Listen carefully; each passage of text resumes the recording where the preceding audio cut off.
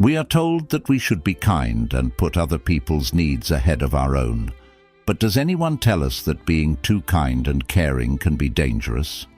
We live in a world where we don't always get what we give, because it's full of generous people who see how their giving empties them both, financially and emotionally.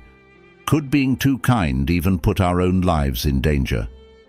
Be surprised by the bad things that can happen to you when you're kind.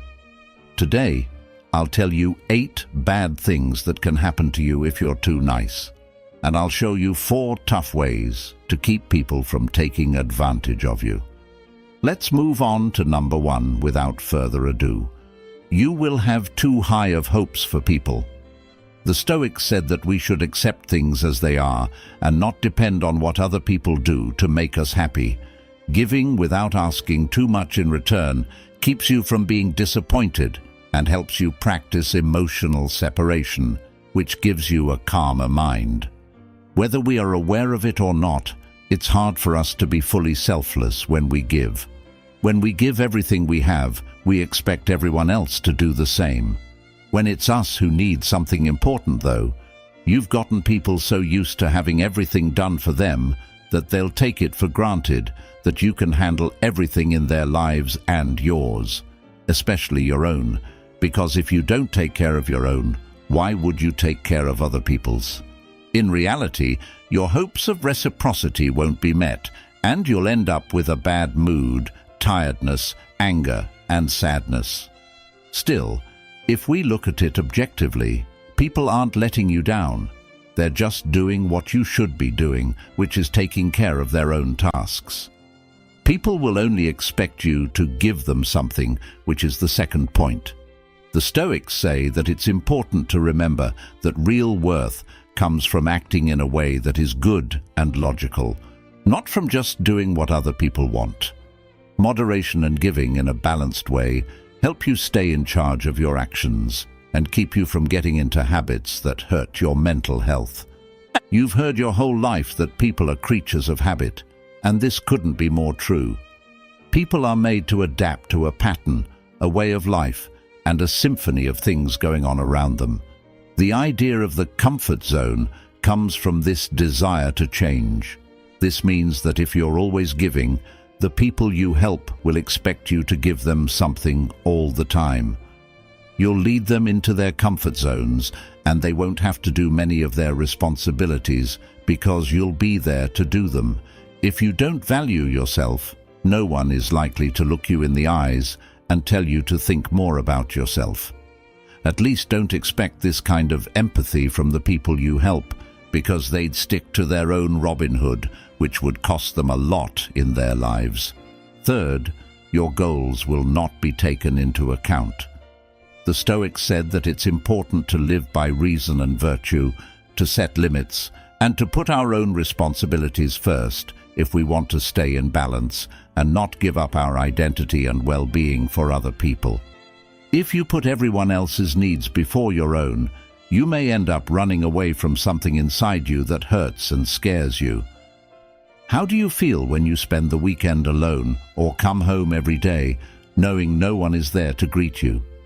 If you're doing so many different things because you want to get away from yourself, the blow will be twice as hard because, on the one hand, you'll have to face yourself sooner or later, and on the other, your bad mood will get worse as you start to put other people's needs before your own. Self-care is one of the most important parts of being healthy. Before you can help others feel better, you need to make sure you're happy, spoiled, and well cared for. That is, you should never give someone a chocolate unless you've first really enjoyed one yourself. Similarly, you shouldn't offer to clean a friend's house until you've cleaned your own and watched a good movie while sipping wine. The rest of the world comes after you. 4. People will think you are weak and treat you that way. Stoicism tells us to work on being strong and in charge of ourselves. By setting limits and practicing self-discipline, we can show others that we are committed to our own responsibilities and ideals, earning their respect instead of being seen as weak. If you help other people too much over time, you might be seen as an expert in the area where you work with other people. You might be making the exact opposite impression. When you don't set limits, people start to see you as weak, just like the person who opposes a boss. So much so that they'll come to you to get rid of their responsibilities because they know you won't say no. On the contrary, as soon as you use this magic word, they will start to feel something for you. They never thought they would. Respect. You'll have a lot of buts, or people who only come to you when they need something. Stoicism teaches us how important it is to be smart and wise. By choosing who to help with self-control and perspective, we can tell the difference between real people and those who want to take advantage, so we don't waste our time or energy on things that don't help.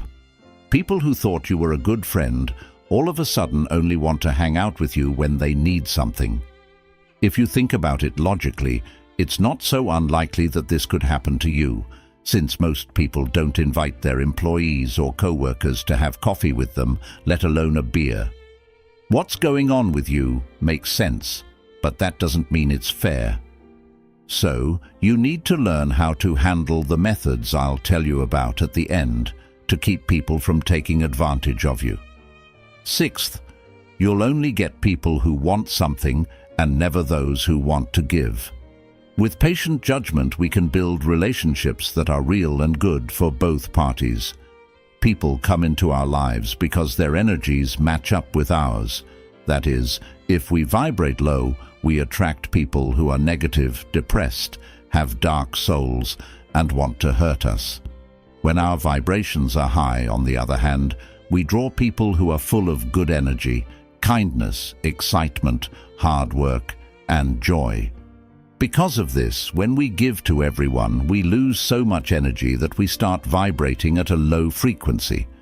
This makes needy people feel drawn to us, as well as opportunists who don't even want to help and only want to take what they can from us and leave without even saying thank you. 7. You could end up getting hooked on something. The Stoics taught people to be calm and in charge of themselves. Self-discipline in giving keeps us from getting stuck in bad habits and lets us keep a good relationship with our actions and choices. When shortage is a regular part of our lives, the need for something grows, which is the best way to get addicted. So, one day, someone close to you might notice that you drink too much and not just spring waiter. They might also notice that you eat too much or even gamble too much. Pay close attention to what someone who cares about you says, because your first instinct may be to get mad at them and tell them you don't have any problems.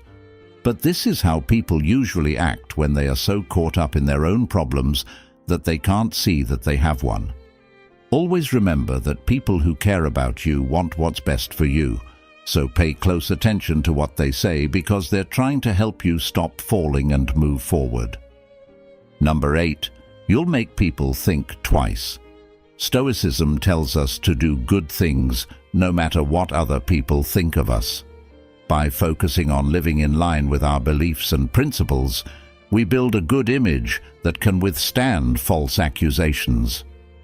No matter how much we'd like things to be different, the truth is that there aren't that many kind people in the world.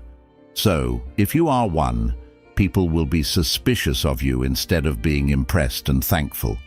It won't be long before your kindness makes people wonder what's going on with you and what plans you have that you don't tell anyone about. This could mean you've met a group of suspicious people, but it's more likely that they're just being honest. Most people who want to help too much are hiding such evil plans that it's best to stay away from them and refuse the help they offer. Now, let's look at what you can do to stop people from taking advantage of you. Strategy number 1. Pay attention to how you feel because it's telling you something. Based on the Stoic idea of self-awareness, pay attention to how you feel. The Stoics thought it was important to think about yourself to understand your feelings and wants. By paying attention to your feelings, you can tell if you're giving too much and wearing yourself out mentally. This lets you change your focus and find a good balance. How does it make you feel to help other people? Thinking about yourself and putting yourself first is such a kind thing to do that you should feel like you're walking on clouds when you do it. So, if you feel too busy, tired, angry, or used, it's time to listen to how you feel. If something you don't have to do makes you feel so bad, you shouldn't lie to yourself about it. Instead, find out how the help you're giving affects your health. Plan number 2. Don't be afraid of the word no. Following the lessons of the Stoics, you should realize that your time and energy are important and need to be used in a balanced way. Self-control can be shown by being able to say no when you feel too busy or when the request is unfair.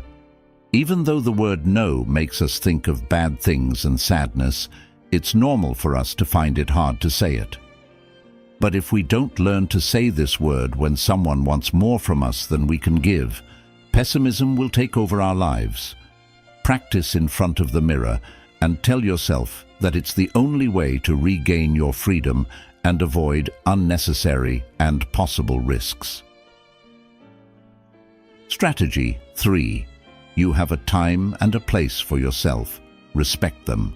Following the Stoic values of self-discipline and self-respect, it's important to give yourself time and room to take care of yourself. Do what you like exercise, drawing, listening to music while having a cup of tea, or anything else that gets you going. Finish your responsibilities as soon as you can so you can try this out. You should take this very seriously, so seriously that you should schedule this time every day or every week. So, if someone asks for your help at that time, they need to be very kind and helpful to you, not to the person. So without remorse,